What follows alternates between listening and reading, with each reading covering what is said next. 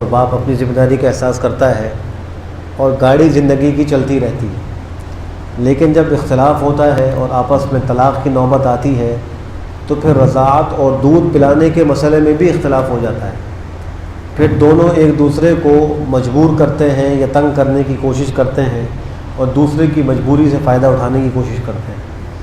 تو شاید کریمہ میں اللہ نے سب سے پہلے تو یہ بات ذکر فرمائی کہ اولاد کو دودھ پلانا یہ ماں کی ذمہ داری ہے۔ والوالدات اور مائیں یرضعن چاہیے کہ وہ پلائیں دودھ اولادہن اپنی اولاد کو حولین کاملین 2 سال پورے۔ 2 سال مدت رضاعت ہے، اور امام ابو حنیفہ رحمہ اللہ نے بعض آیات اور کچھ روایات کی وجہ سے مدت رضاعت 2.5 سال بیان کی ہے، اور وہ قرآن کریم کی ایک آیت ہے وَحَمْلُهُ وَفِصَالُهُ 30 شهرا، کہ اس کا حمل اور اس کے دودھ چھڑانے کی مدت 30 مہینے ہے، اور 30 مہینے 2.5 سال بنتی ہیں، تو 2.5 سال تک بھی دودھ پلانے کی اجازت ہے، اور اگر اس دوران دودھ پلایا تو حرمت رضاعت ثابت ہو جائے گی۔ مرد اور عورت کے آپس میں جو حرمتیں ہیں وہ 3 قسم کی ہیں۔ ایک حرمت جو ہے وہ نسبی ہے، جس کا تذکرہ سورہ نساء کی آیت میں ہے کہ حرمت علیکم امہاتکم و بناتکم و اخواتکم الی آخری، تم پر حرام کی گئی ہیں تمہاری مائیں، تمہاری بہنیں، تمہاری بیٹیاں، تمہاری خالائیں، تمہاری پھوپھیاں وغیرہ وغیرہ۔ یہ سب محرمات نسبیہ کہلاتی ہیں، یعنی یہ حرمتیں وہ ہیں جو نسب کے رشتے سے حرام ہوتی ہیں۔ جب بچہ پیدا ہو جاتا ہے تو وہ عورت بچے کی ماں بن جاتی ہے، تو اس بچے اور اس ماں میں حرمت کا تعلق قائم ہو جاتا ہے۔ پھر اس بچے کی ماں کی جو بہن ہے وہ بچے کی خالہ بن جاتی ہے، ان میں بھی حرمت کا تعلق قائم ہو جاتا ہے۔ بچے کے باپ کی جو بہن ہے وہ اس کی پھوپھی بن جاتی ہے، ان میں بھی حرمت کا تعلق قائم ہو جاتا ہے۔ یہ سب نسب کے اعتبار سے ہے۔ اور ایک حرمت جو ہے وہ رضاعت کے اعتبار سے ہے، کہ رضاعت کے اعتبار سے بھی جو ہے وہ حرمت ثابت ہو جاتی ہے۔ لہٰذا حدیث شریف کی روح سے جتنے رشتے نسب میں اور اس کے اعتبار سے حرام ہوتے ہیں، اتنے ہی رشتے رضاعت کے اعتبار سے بھی حرام ہو جاتے ہیں۔ مثال کے طور پہ نسبی خالہ، اس سے نکاح ہمیشہ ہمیشہ کے لیے حرام ہے، تو رضاعی خالہ سے بھی نکاح ہمیشہ ہمیشہ کے لیے حرام ہوگا۔ جیسے نسبی پھوپھی، سگی پھوپھی، اس سے نکاح حرام ہے، سگی بیٹی سے نکاح حرام ہے، سگی ماں سے نکاح حرام ہے، تو رضاعی ماں، رضاعی پھوپھی اور ایسے رضاعی بھتیجی، رضاعی بھانجی، ان سب سے بھی نکاح حرام ہو جائے گا۔ اس کو کہتے ہیں حرمت رضاعت۔ اور ایک ہوتی ہے حرمت سحریت، جو نکاح کے بعد سسرالی رشتہ داری کی وجہ سے قائم ہوتی ہیں۔ ساس اور داماد کے آپس میں بھی حرمت ابدی ثابت ہوتی ہے۔ جب کوئی آدمی کسی خاتون سے شادی کرے تو اس خاتون کی ماں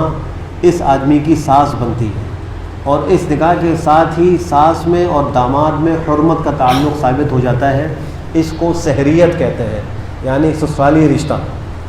وَهُوَ الَّذِي خَلَقَ مِنَ الْمَاءِ بَشَرًا فَجَعَلَهُ نَسَبًا وَصِهْرًا، اللہ نے خود اس کا ذکر فرمایا۔ اللہ وہ ذات ہے جس نے پانی سے پیدا کیا بشر کو، یعنی نطفے سے پیدا کیا بشر کو، پھر اس کو بنا دیا نسب اور سسرالی رشتہ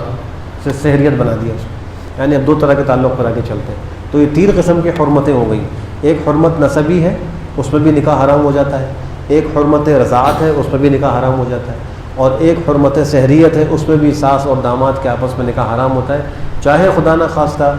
شوہر بیوی کو طلاق دے دے، پھر بھی جو اس کی ساس ایک دفعہ بن گئی وہ ہمیشہ ہمیشہ کے لیے حرام ہے۔ اب بیوی اس کے نکاح میں رہے یا نہ رہے اس سے کوئی فرق نہیں پڑتا، ایک دفعہ نکاح میں آنے کے بعد جو سسرالی رشتہ داری قائم ہوا ہے تو پھر یہ تا حیات ہے، ہمیشہ ہمیشہ رہے گا۔ تو ساس اس کی بمنزلہ ماں کے ہوتی ہے، جیسے ماں سے نکاح حرام تو ساس سے بھی نکاح حرام۔ پر یہاں فرمایا کہ مائیں دودھ پلائیں گی اپنی اولاد کو 2 سال پورے، اس شخص کے لیے جو چاہے کہ رضاعت کی مدت کو پورا کرے۔ اگر کوئی آدمی کسی وجہ سے یا کوئی ماں باپ آپس میں رضامندی سے اور وہ بچے کی بھی صحت دیکھ کر فیصلہ کرتے ہیں کہ ہمیں 1 سال میں دودھ چھڑا دینا چاہیے تو جائز ہے، چھڑا سکتے ہیں۔ بعض بچے اچھی صحت کے ہوتے ہیں، جلدی وہ روٹی وغیرہ یا ثقیل غذا کھانا شروع کر دیتے ہیں، تو اگر ماں اس کو 2 سال سے کم میں دودھ چھڑا دے کوئی حرج کی بات نہیں ہے، جائز ہے۔ لیکن کوشش یہ کرنی چاہیے کہ بچے کو ماں کے دودھ کی جتنی ضرورت ہے وہ ضرور اس کو ملے، اور یہ جو دودھ ہے ماں کا، یہ بچے کا حق ہے۔ بہت سی خواتین یہ سمجھتی نہیں، اور وہ اپنی یعنی صحت کو یا اپنے جو ہے خوبصورتی کو برقرار رکھنے کے لیے دودھ پلانے سے بچتی ہیں، اور وہ ڈبے کا دودھ لگا دیتی ہیں یا اوپر کا دودھ پلاتی ہیں، تو یہ اس بچے کے حق میں ایک نقصان کر رہی ہیں۔ اگر کوئی شرعی عذر و مجبوری موجود ہے تو پھر تو الگ بات ہے، گنہگار نہیں ہوں گی، لیکن اگر کوئی شرعی مجبوری نہیں ہے تو ایسی صورت میں ماں بچے کا حق مار رہی ہے، اس کو دودھ نہیں پلائے۔ اور اطباء اور ڈاکٹر بھی یہ کہتے ہیں کہ جتنا ضروری شیر خارگی کے عالم میں ماں کا دودھ بچے کے لیے ہے، اتنا کوئی اور چیز نہیں ہے، اور جو بچے کو صحت اور فائدہ ماں کے دودھ سے حاصل ہوتا ہے وہ کسی اور چیز سے نہیں ہوتا، تو اس مدت میں اس کا اہتمام کرنا چاہیے۔ یہاں یہ مسئلہ بھی ذہن میں رہے کہ اس مدت میں جو یہاں ذکر ہو رہی ہے 2 سال یا 2.5 سال، اگر کوئی عورت کسی بھی بچے کو دودھ پلا دے تو اس بچے سے اس عورت کا رضاعت کا رشتہ قائم ہو جائے گا۔ حقیقی ماں تو پلاتی ہی ہے،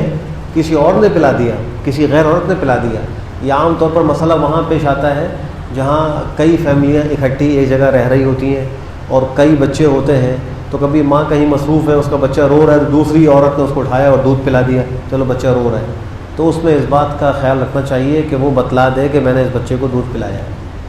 تاکہ آئندہ چل کر جب رشتوں کا سلسلہ ہو، نکاح کا سلسلہ ہو، تو سب کو معلوم ہو کہ یہ جو ہے اس کی رضاعی بہنیں ہیں، ان سے اس کا نکاح نہیں ہو سکتا اور اس سے ان کا نکاح ہو سکتا ہے۔ ورنہ ایسے مسائل بھی دارالافتا میں آتے ہیں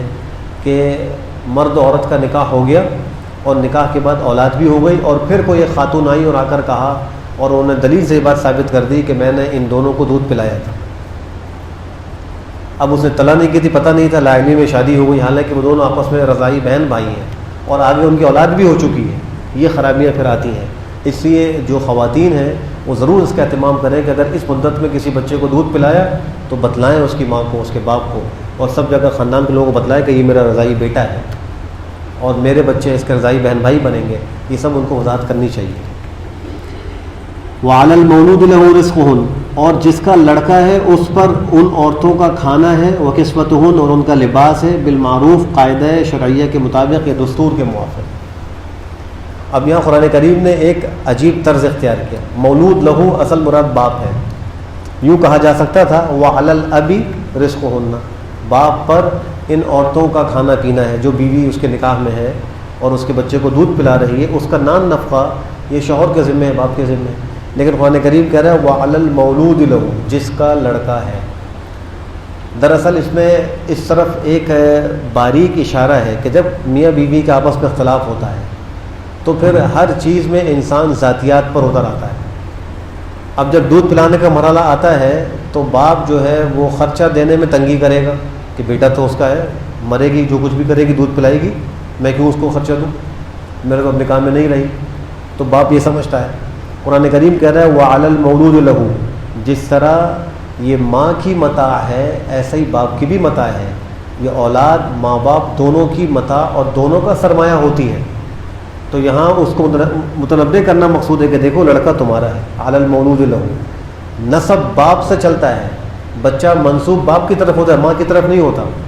ادعوہم لآبائہم هو اقسط عند اللہ، اللہ فرماتا ہے ان بچوں کو ان کے باپوں کے نام سے پکارو، یہ زیادہ انصاف کی بات ہے، کسی اور نام سے ان کو نہ پکارو۔ تو شریعت بھی یہ کہتی ہے کہ اولاد کو باپ سے منسوب کیا جائے، یہاں بھی حکم یہ ہے کہ جس کا لڑکا ہے اس پر خرچہ ہے۔ تم سوچو کہ تمہارے بچے کو دودھ پلا رہی ہے، بچہ تو تمہارا ہے، تو اگر وہ دودھ پلا رہی ہے اور اس کا نام نفقہ تم دے رہے ہو تو خوش دلی کے ساتھ دو، یہ تمہاری ذمہ داری بنتی ہے۔ لا تکلف نفس الا وسعها، کسی کو اس کی طاقت سے بڑھ کر کا مکلف نہیں کیا جاتا۔ اب دیکھیں عورت کے ذمہ ہے بچے کو دودھ پلانا، شوہر کے ذمہ ہے اس کا لتا کپڑا اور نان نفقہ۔ ماں کے لیے بچے کو دودھ پلانا آسان، اس لیے ماں کو وہ ذمہ داری دی گئی۔ باپ کے لیے کما کر عورت کا خرچہ اٹھانا آسان، تو باپ کو شوہر کو ذمہ داری یہ دی گئی کہ تم جو ہے کما کر لاؤ، خرچہ اس کا اٹھاؤ۔ لا تضار والدۃ بولدها ولا مولود له بولدہ، تکلیف نہ دی جائے ماں کو اس کے بچے کے سبب سے اور نہ باپ کو اس کے بچے کے سبب سے۔ جب اختلاف ہوتا ہے تو ہر ایک دوسرے کو تکلیف دینے کی کوشش کرتے ہیں۔ مثلا شوہر کو معلوم ہے کہ بیوی بیمار ہے یا اس کو معلوم ہے کہ میری بیوی کا دودھ میرے بچے کے لیے موافق نہیں ہے، مضر صحت ہے، کبھی کبھی دوائیوں کے اثر سے یا خوراک کے خراب ہونے سے ماں کا دودھ خراب ہو جاتا ہے اور اولاد کے لیے مفید نہیں رہتا، تو اب ایسی صورت میں اس ماں کو مجبور کرنا کہ ضرور اپنے بچے کو دودھ پلاؤ، یہ اس کو ضرر پہنچانا ہے۔ قرآن کہہ رہا ہے لا تضار والدۃ بولدیہا، ماں کو اس کے بچے کی وجہ سے ضرر نہ پہنچایا جائے۔ اسی طریقے سے فرمایا کہ باپ کو بھی اس کے بچے کی وجہ سے ضرر نہ پہنچایا جائے، تکلیف نہ پہنچائی جائے۔ مثلا اگر باپ جو ہے وہ بیوی کو کہتا ہے وہ صحت مند بھی ہے، دودھ بھی ٹھیک ہے، تم اس کو دودھ پلاؤ، اور وہ ضد کرتی ہے میں نہیں پلاتی، اور وہ کہتی ہے تم اس کے لیے کوئی انا رکھو، کوئی تم جو ہے دائی رکھو جو اس کو دودھ پلائے، اور اس کو تم جو خرچہ تم دو، میں نہیں پلاتی دودھ، میرے پاس وقت نہیں ہے، تو یہ باپ کو نقصان پہنچانا ہے کہ اس کے ذمے کے اضافی خرچہ آئے گا کہ وہ الگ عورت بلائے گا اس کو دودھ پلانے کے لیے یا اس کی دیکھ بھال کے لیے الگ سے عورت رکھے گا اجرت پر، حالانکہ وہ ماں اس کو سنبھال سکتی ہے، دودھ بھی پلا سکتی ہے، صحت بھی ٹھیک ہے، دودھ بھی موافق ہے، تو یہ باپ کو بچے کی وجہ سے نقصان پہنچانا ہے۔ یہ ایک میں نے مثال دی ہے، اس کی اور بھی بہت سی صورتیں ہو سکتی ہیں۔ کسی بھی صورت سے کوئی کسی کو ضرر نہ پہنچائے، بلکہ ایک دوسرے کے ساتھ وہ تعاون کا معاملہ کرے۔ وعلی الوارث مثل ذلک، وارث پر اسی کے مثل ہے، جب تک باپ حیات ہو تو شیر خوار بچے کا نفقہ اور اس کی جو خرچوں کی ذمہ داری ہے وہ باپ پر ہوتی ہے۔ اگر خدا نہ خواستہ باپ کا انتقال ہو گیا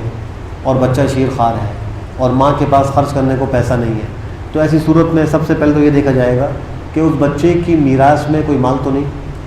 اگر چھوٹے بچے کی میراث میں مال ہے تو اسی کے مال سے اس کے دودھ پلانے کا خرچہ اور اس کے دیگر جو خرچے ہیں ان کو پورا کیا جائے گا۔ لیکن اگر اس بچے کے پاس بھی مال نہیں ہے، میراث میں اتنا مال نہیں ہے، تو پھر اس بچے کے جو لوگ شرعی وارث بنتے ہیں ان کے ذمے ان کی وراثت کے بقدر جتنی ان کو میراث ملتی ہے اتنا خرچہ آئے گا۔ مثال کے طور پہ اس بچے کا ایک بھائی بھی ہے بڑا کماتا ہے، ایک بہن بھی ہے، اور جو ہے وہ دونوں اس کے وارث بنتے ہیں۔ یعنی اگر خدا نہ خواستہ یہ بچہ بچپن ہی میں انتقال کر جائے تو اس کی ماں زندہ ہے اور اس کے بھائی اور بہن ہیں، تو ماں وارث بنے گی اور بھائی اور بہن اس کے وارث بنیں گے۔ تو بھائی اور بہن جو اس کے وارث بنیں گے تو ان کا حصہ اس طرح ہوگا کہ کل مال کے 3 حصے کیے جائیں گے، 2 حصے بھائی کو ملیں گے، 1 حصہ بہن کو ملے گا۔ تو جتنا میراث میں حصہ مل رہا ہے اسی مقدار سے خرچہ بھی ان پر آئے گا، لہٰذا اس بچے کے خرچے کو بھی 3 حصوں میں تقسیم کیا جائے گا، 2 حصے بھائی کے اوپر آئیں گے، 1 حصہ بہن کے اوپر آئے گا۔ یا دادا ہے، چچا ہے وغیرہ جو بھی ہو، تو شریعت میں جتنی میراث اس کو ملتی ہے اس بچے کی اسی اعتبار سے اس پر سے خرچہ بھی آئے گا۔ یہ مطلب ہے کہ والوارث مثل ذلک، تو یہ وارث سے مراد ہے اس بچے کا ذی رحم محرم رشتہ دار، اس پر اسی کے مثل ہے، یعنی جتنی مقدار اس کو میراث کی ملتی ہے اتنی ہی بقدر مقدار جو ہے وہ خرچے کی اس کے ذمہ لازم ہو جائے گی۔ فإن أرادا فصال، اگر ماں باپ دونوں چاہیں دودھ چھڑانا، عن تراض منہما، آپس کی رضامندی سے، وتشاورن، اور آپس کی مشاورت سے، دونوں سمجھتے ہیں کہ دودھ چھڑا دینا چاہیے، اس میں بچے کا فائدہ ہے، تو فلا جناح علیہما، ان دونوں پر کوئی گناہ نہیں، چھڑا سکتے ہیں۔ اکثر مدت رضاعت جو ہے اس سے زیادہ دودھ پلانا گناہ کبیرہ گناہ ہے، یعنی 2.5 سال سے زیادہ اگر کوئی ماں بچے کو دودھ پلا رہی ہے اور وہ کہتی بچہ دودھ نہیں چھوڑتا میں کیا کروں، تو یہاں جو ہے وہ عذر قابل قبول نہیں، دودھ چھڑانا ہی پڑے گا، اس لیے کہ اب اس کے لیے وہ دودھ جائز نہیں ہے پلانا۔ تو اگر اس مدت کے اندر چھڑوانا چاہیں تو جب چاہیں چھڑوائیں، ان کی مرضی ہے، آپس کی رضامندی سے ہو، مشورے سے ہو، بچے کی مصلحت کو دیکھا جائے۔ وَإِنْ أَرَدْتُمْ أَن تَسْتَرْضِعُوا أَوْلَادَكُمْ، اگر تم چاہو کہ تم دودھ پلواؤ اپنی اولاد کو، یعنی کسی انا سے، کسی اور عورت کو رکھ کر تم دودھ پلواؤ، تو تم پر کوئی گناہ نہیں ہے جبکہ تم ادا کر چکو وہ جو تم دینا مقرر کر چکے ہو دستور کے موافق، جو تم نے اجرت دینا مقرر کی ہے تم ادا کر چکے ہو تو تم اس کو وہ دے دو۔ جب تک بچے کی ماں باپ کے نکاح میں ہے وہ دودھ پلانے کی اجرت کا مطالبہ نہیں کر سکتی، اس کی ذمہ داری ہے اس کو بغیر اجرت کے دودھ پلانا ہوگا۔ جب تک ماں اگر خدا نہ خواستہ مطلقہ ہے اور وہ بچے کے باپ کی عدت گزار رہی ہے تو اس عدت کے اندر بھی وہ اجرت کا مطالبہ نہیں کر سکتی، چونکہ جب وہ نکاح میں ہو تو اس کا خرچہ شوہر کے ذمے ہے، جب وہ عدت میں ہو تو عدت کا بھی نفقہ شوہر کے ذمے میں ہے، عدت کے بعد جو ہے وہ ختم ہو جائے گا نفقہ، جب تک عدت میں ہے تو اس کا نفقہ شوہر کے ذمے ہوتا ہے۔ تو ان دونوں حالتوں میں ماں اپنے بچے کی دودھ پلائی کی اجرت کا مطالبہ نہیں کر سکتی، اس کے لیے شرعاً جائز نہیں ہے۔ لیکن اگر ماں یعنی شوہر سے الگ ہو گئی، نکاح میں بھی نہیں رہی، عدت بھی ختم ہو گئی، اب اگر بچے کو دودھ پلوانا چاہتا ہے باپ اس کی سگی ماں سے، اور ماں اجرت کا مطالبہ کرتی ہے، تو اس کو مطالبہ کرنا درست اور ٹھیک ہے، وہ کر سکتی ہے، چونکہ اب اس کا نفقہ اور خرچہ باپ کے ذمے میں نہیں ہے، چونکہ نکاح سے بھی نکل چکی ہے، عدت بھی ختم ہو چکی ہے، تو نفقہ زوجیت تو ختم ہو چکا ہے۔ اب اگر مطالبہ کرتی ہے کہ مجھے جو ہے وہ پیسے دو گے تو میں بچے کو دودھ پلاؤں گی، تو وہ مطالبہ بھی کر سکتی ہے، اور باپ کو دینا بھی ضروری ہے۔ اب اس میں شرط یہ ہے کہ وہ ماں جو ہے جتنا عام معمول ہے اجرت کا، یعنی اس بچے کے لیے اگر کسی اور عورت کو رکھا جاتا وہ کتنی اجرت مانگتی، اتنی ہی اجرت کا یہ ماں بھی سوال کر سکتی ہے، اس سے زیادہ کا نہیں کر سکتی، جس کو ہم کہتے ہیں اجرت مثل یا اجرت معہود، جو عام معاشرے میں معروف اجرت ہے، بس اتنا مطالبہ کر سکتی ہے۔ اگر وہ یہ سمجھتی ہے کہ یہ باپ مجبور ہو جائے گا اس سے کہ بچہ کسی اور کا دودھ قبول نہیں کر رہا، ماں کا دودھ قبول کرتا ہے، اب میں اس سے جتنا بھی مانگوں گی پیسہ وہ دینے پر مجبور ہوگا، تو یہ اس کی غلط بات ہے، یہ زیادتی ہے، اس کو ایسا کرنا جائز اور ٹھیک نہیں ہے۔ وہ جتنی اجرت مثل بنتی ہے اتنا ہی مطالبہ کر سکتی ہے، بشرطے کہ نہ نکاح میں ہو نہ عدت میں ہو۔ اگر نکاح اور عدت میں ہے تو اس کو کوئی مطالبے کا حق نہیں۔ واتقوا اللہ، اللہ سے ڈرو، یہ قرآن کریم کا ایک اعجاز ہے، جب وہ ایسے احکامات دیتا ہے تو آگے اس پر عمل کے آسان ہونے کا طریقہ بھی بتلاتا ہے۔ ابھی بسا اوقات کچھ احکام ایسے ہوں گے نفس و دماغ پر بہت شاق ہوں گے، مشکل معلوم ہوں گے، اور اختلاف میں عام طور پر ہوتا ہے، تو اب قرآن کریم اس پر عمل کرنے کی ایک صورت بیان کرتا ہے، وہ ہے واتقوا اللہ، اللہ سے ڈرو۔ جب اللہ کا ڈر ہوگا تو انسان مشکل چیزوں کو برداشت کرے گا، نہیں میں نے اللہ کو جواب دینا ہے، میں زیادتی نہیں کر سکتا، میں کسی کو تکلیف نہیں پہنچا سکتا، چاہے اس نے کچھ بھی کیا میرے ساتھ، میں شریعت کے دور سے باہر نہیں نکلوں گا، ایسے کہ میں اللہ سے ڈرتا ہوں اور اللہ کا میں نے سامنا کرنا ہے۔ اور آگے پھر وَاعْلَمُوا، جان لو بے شک اللہ جو کچھ تم عمل کر رہے ہو اس کو دیکھ رہا ہے۔ یہ انسان کو بار بار قرآن کریم متوجہ کرتا ہے کہ تم یہ استحضار کرو، یہ مراقبہ کرو، جو کچھ تم کر رہے ہو کوئی تم کو دیکھ رہا ہے اور وہ تم سے حساب لے گا۔ جیسے شاعر نے کیا خوب کہا، جو کرتا ہے تو چھپ کے اہل جہاں سے، جو کرتا ہے تو چھپ کے اہل جہاں سے، کوئی دیکھتا ہے تجھے آسمان سے۔ ہم سمجھتے ہیں جہاں والوں سے چھپ گئے، جو مرضی کر لے، کوئی پوچھنے والا نہیں، لیکن کوئی آسمان سے ہمیں دیکھ رہا ہے۔ واللہ بما، یہ ہے وَاعْلَمُوا أَنَّ اللَّهَ بِمَا تَعْمَلُونَ بَصِيرٌ، شاعر نے اسی کو منظوم صورت میں ذکر کر دیا ہے، جو کچھ تم کر رہے ہو کوئی دیکھنے والا ہے، تمہیں کل وہ بدلہ دے گا، اچھا کرو گے تو ثواب ملے گا، برا کرو گے تو اس کا یعنی عذاب بھگتنا پڑے گا، اس چیز میں احتیاط کرو۔ اللہ ہم سب کو عمل کی توفیق نصیب فرمائے۔ ایک مسئلہ نماز سے متعلق بیان کر دیتا ہوں، کچھ حضرات پوچھ بھی رہے تھے اور مسئلہ بھی ضروری ہے، اور وہ یہ ہے کہ جب کوئی آدمی امام کے پیچھے نماز میں شریک ہوا اور 4 رکعت کی نماز کی اور اس کو 1 رکعت ملی امام کے ساتھ، 3 رکعتیں اس کی نکل گئیں، اب امام جب نماز سے فارغ ہوگا سلام پھیرے گا تو اس نے 3 رکعتیں اپنی پڑھنی ہے، وہ کس طریقے سے پڑھے گا اور کس رکعت میں وہ سورہ فاتحہ اور سورت دونوں ملائے گا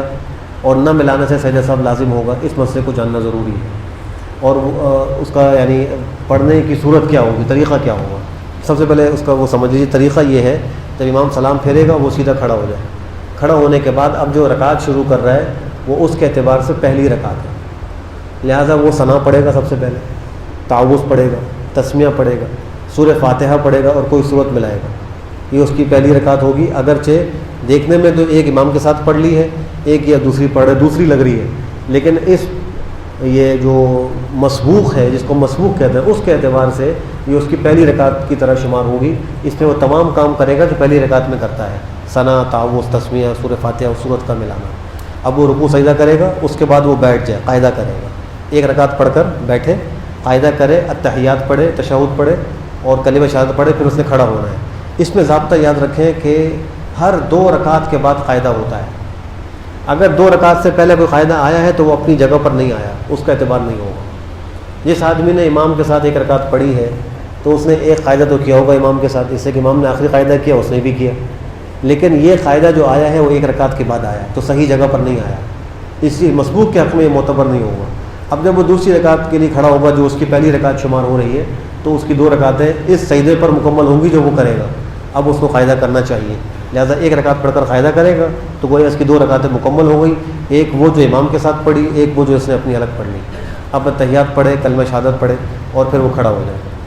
جب یہ دوسری رکعت میں کھڑا ہوا، یہ اس کی امام کے اعتبار سے تیسری بن رہی ہے لیکن اس کی اپنی دوسری بن رہی ہے، تو اس میں بھی وہ سورہ فاتحہ پڑھے گا اور سورت ملائے گا، صورت کا ملانا اس میں اس کے لیے واجب ہے. اگر وہ صورت نہیں ملا رہا تو ترک واجب کی وجہ سے سہون اگر ہوا ہے سجدہ صاحب لازم ہوگا, بغیر سجدہ صاحب کے نماز واجب الاعادہ ہوگی, دوبارہ اس کو پڑھنا پڑے گا. تو یہ جو اب دوسری رکعت پڑھ رہا ہے امام سے, یعنی امام کی نماز کے فارغ ہونے کے بعد, جو تیسری رکعت ہے لیکن اس کے اعتبار سے دوسری ہے, تو اس میں وہ سورہ فاتحہ بھی پڑھے گا اور سورت بھی پڑھے گا, رکوع سجدہ کرے گا, اور پھر تیسری کے لیے وہ کھڑا ہو جائے گا جو چوتھی ہے امام کی رکعت ملا کر, اس میں صرف سورہ فاتحہ پڑھ لے, سورت کا ملانا اس پر واجب نہیں ہے. تو 3 رکعتوں میں جو پہلی 2 رکعتیں وہ پڑھ رہا ہے امام کے سلام پھیرنے کے بعد, اس میں 1 رکعت کے بعد وہ قاعدہ بھی کرے گا اور ان دونوں رکعتوں میں سورہ فاتحہ بھی پڑھے گا اور سورت بھی ملائے گا. یہ جیسے عام نماز میں پہلی 2 رکعتوں میں سورہ فاتحہ کا پڑھنا واجب ہے اور اس کے بعد سورت کا ملانا واجب ہے, ایسے ہی امام کے بعد جو 2 رکعتیں پڑھے گا اس میں سورہ فاتحہ کا پڑھنا بھی واجب ہے اور سورت کا ملانا بھی واجب ہے. الحمد للہ رب العالمین والعاقبۃ للمتقین والصلاة والسلام على خير خلقه محمد وعلى آله وصحبه أجمعين. اللهم أرنا الحق حقا وارزقنا اتباعه وأرنا الباطل باطلا وارزقنا اجتنابه. ربنا آتنا في الدنيا حسنة وفي الآخرة حسنة وقنا عذاب النار. ربنا هب لنا من أزواجنا وذرياتنا قرة أعين واجعلنا للمتقين إماما. اللهم أحسن عاقبتنا في الأمور كلها وأجرنا من خزي الدنيا وعذاب الآخرة. ربنا تقبل منا إنك أنت السميع العليم وتب علينا إنك أنت التواب الرحيم. وصلى الله تعالى على خير خلقه محمد وعلى آله وصحبه أجمعين برحمتك يا أرحم الراحمين.